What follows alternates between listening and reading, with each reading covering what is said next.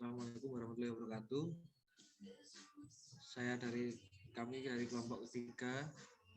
Di sini kami akan menyelesaikan tugas audit, yaitu mengenai presentasi pemeriksaan uji kelayakan dan pemeriksaan keuangan dalam perusahaan PT Mayora Indah Terbuka.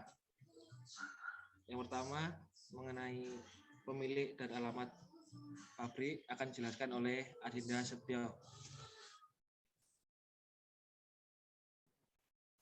Baik, PT Mayora Indah Tbk, PT Mayora Indah Tbk Perseroan didirikan oleh Jogi Hendra Atmaja pada tahun 1977 dengan pabrik pertama berlokasi di Tangerang dengan target market wilayah Jakarta dan sekitarnya. Dan saat ini telah memiliki 3 pabrik baru yang bertempat di pertama PT Mayora Indah Tbk di Jalan Telesonik Jatake, Tangerang. Yang kedua PT Torabika Eka Semesta berada di Jalan Raya Serang kilometer 12,5 Desa Bitunjaya, Kecamatan Cikupa, Tangerang. Yang ketiga, PT Kakao Mas Gemilang berada di Jalan Daan Mogot, kilometer 19, Batu Ceper, Tangerang. Serta PT Mayora Indah Tbk memiliki 1 kantor pusat Gedung Mayora yang bertempat di Jalan Tomang Raya, Kavling 21-23, Jakarta Barat.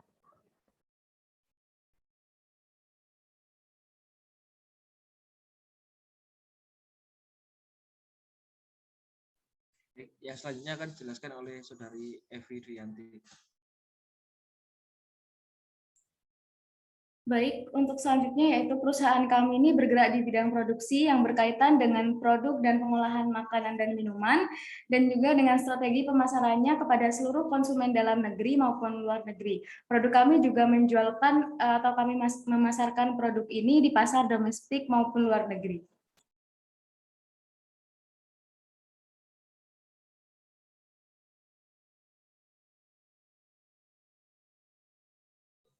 Selanjutnya,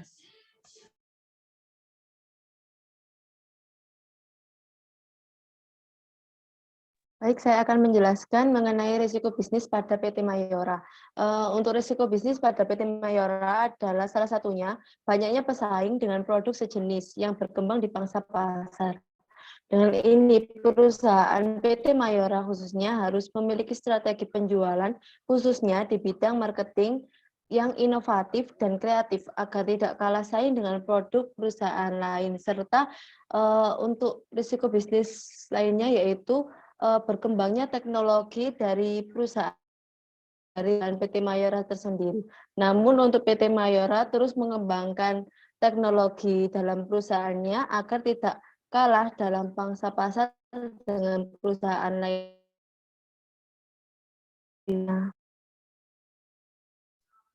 baik, singkatnya untuk dalam hal pasar dan persaingan, PT Mayora Indah Terbuka ini termasuk yang menguasai dalam segi pasar lokal untuk kategori produk biskuit dan kopi seperti biskuit Roma Kelapa dan kopi Torabika. Di lokal sendiri mereka bersaing dengan Indofood dan Unilever, dan juga di pasar Asia Tenggara mereka memiliki saingan yang sama dan sama kuatnya. Selanjutnya, Baik, PT Mayora Indah ini adalah perusahaan manufaktur karena bergerak di bidang produksi yang berkaitan dengan produk pengolahan barang mentah menjadi barang jadi, yaitu produk makanan dan minuman.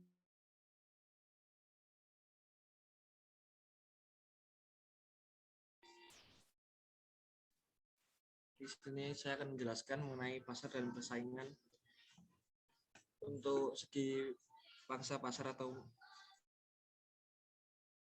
itu mereka di lokal masih mendominasi di angka 40%, terutama dalam bidang biskuit ya. Kemudian untuk segi pangsa pasar ekspor, mereka sendiri sudah mengekspor produk mereka lebih dari 100 negara. Yang menjadi tujuan utama mereka yaitu di Asia Tenggara, terutama di Filipina dengan pangsa pasar 44%, dan mereka juga menjadi market leader di sana. Kemudian yang kedua mengenai pesaing utama mereka sendiri ada 2 perusahaan besar yang sama kuatnya. Pesaing yang berasal dari Indonesia sendiri ada Indofood dan kemudian Kemudian yang ketiga adalah ekspor. Untuk segi ekspor secara garis besar, produk mereka sendiri terbagi dua kategori, yaitu kategori biskuit dan kategori kopi.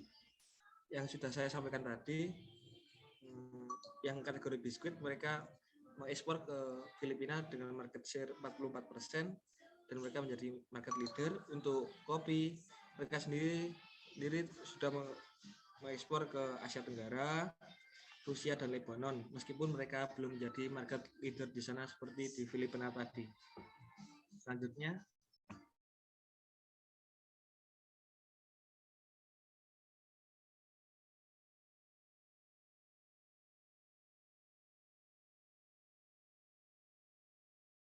Baik, untuk selanjutnya yaitu kami menganalisis dari segi laporan keuangannya, di mana di sini kami bertujuan untuk mengetahui faktor-faktor dan juga kondisi keuangan profitabilitas perusahaan kami.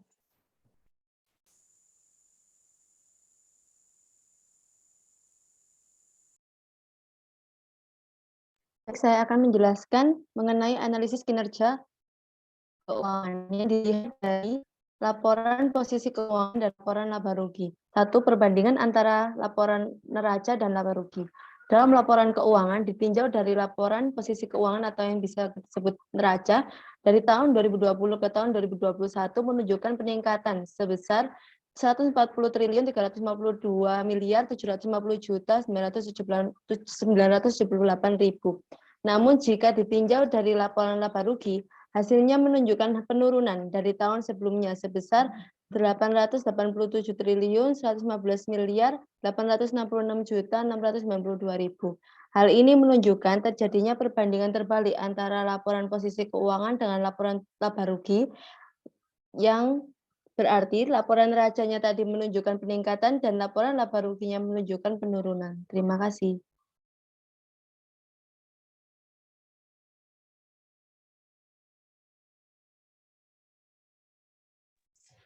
selanjutnya yang kedua,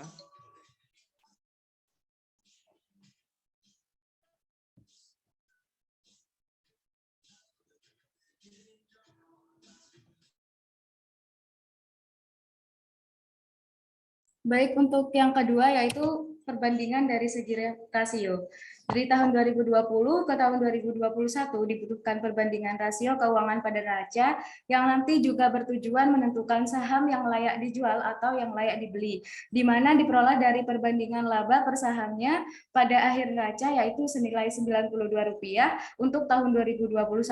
Sedangkan untuk tahun untuk tahun 2022. Jadi di mana diperoleh dari perbandingan laba per saham pada akhir neraca yaitu senilai Rp92 untuk tahun 2020, sedangkan untuk tahun 2021 yaitu senilai Rp53. Jadi dari segi sini mengalami penurunan.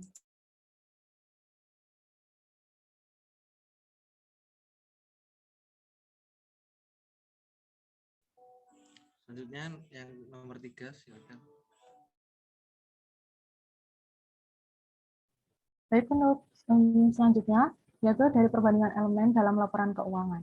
Dalam laporan keuangan yang telah kami sajikan, kami membandingkan jumlah persediaan dengan jumlah penjualan dari tahun 2020 ke tahun 2021, di mana untuk jumlah persediaan pada tahun 2020 yaitu 2.850.805 miliar 111.592.211 rupiah, sedangkan untuk jumlah penjualan besi pada tahun 2020 yaitu sebesar 24.476 miliar 953.742.651 rupiah. Lalu untuk jumlah persediaan pada tahun 2021 yaitu 3.034 miliar 214.212.009 rupiah. Sedangkan untuk jumlah penjualan bersih pada tahun 2021 yaitu 27.904 miliar 556.322.183 rupiah. Dan dari situ dapat disimpulkan bahwa di antara perbandingan persediaan dan penjualan bersih tersebut mengalami kenaikan setiap tahun.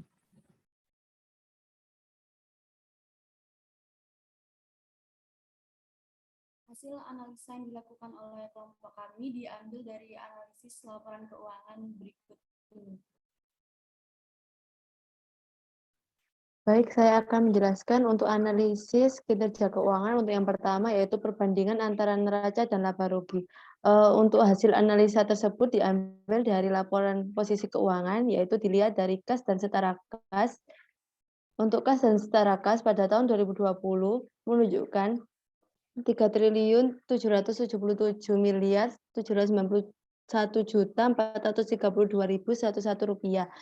Dan untuk 2021 sendiri menunjukkan yaitu penurunan yaitu 3.380.167.931 rupiah.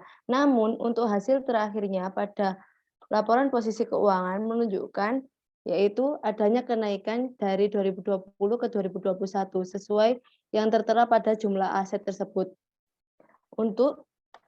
Lalu untuk hasil dari laporan laba rugi tersendiri yaitu untuk laporan laba rugi penjualan bersihnya menunjukkan kenaikan yaitu dari tahun 2020 ke tahun 2021 yaitu bisa dilihat dari data penjualan bersih. Namun meskipun penjualan bersihnya mengalami kenaikan, di sini menunjukkan laba tahun berjalannya dari tahun 2020 ke tahun 2021 menunjukkan penurunan. Hal itu, maka kami menganalisis perbandingan antara neraca dan laba rugi, yaitu menunjukkan perbandingan terbalik. Terima kasih. Untuk selanjutnya akan dilanjutkan oleh Saudari Evi.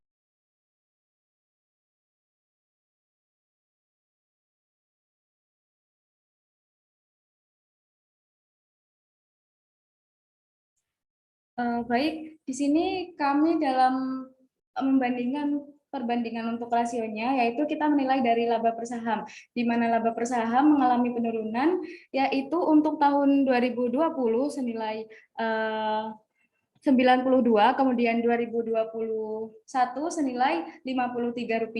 Jadi di sini dapat kita ketahui bahwa analisis perbandingan dari rasio keuangannya itu menurun dari tahun sebelumnya ke tahun selanjutnya seperti itu. Dan untuk selanjutnya akan dijelaskan oleh Saudari Safa.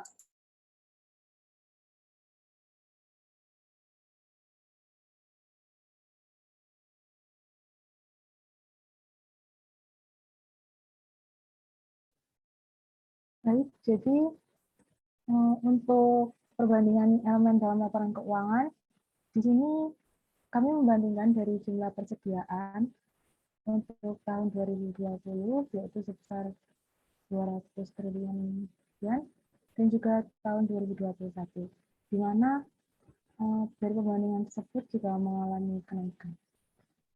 Lalu untuk penjualan bersih, bisa minta tolong ke bawah.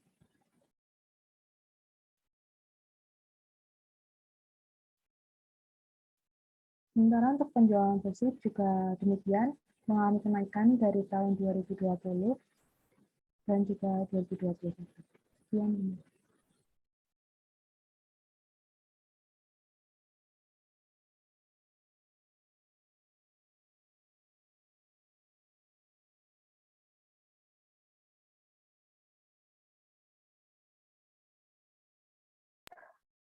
Baik, sekian dari kelompok 3 untuk hasil presentasi yang kami sudah paparkan. Mohon maaf jika ada salah kata atau ada salah dalam pengerjaan tugas pengauditan kali ini.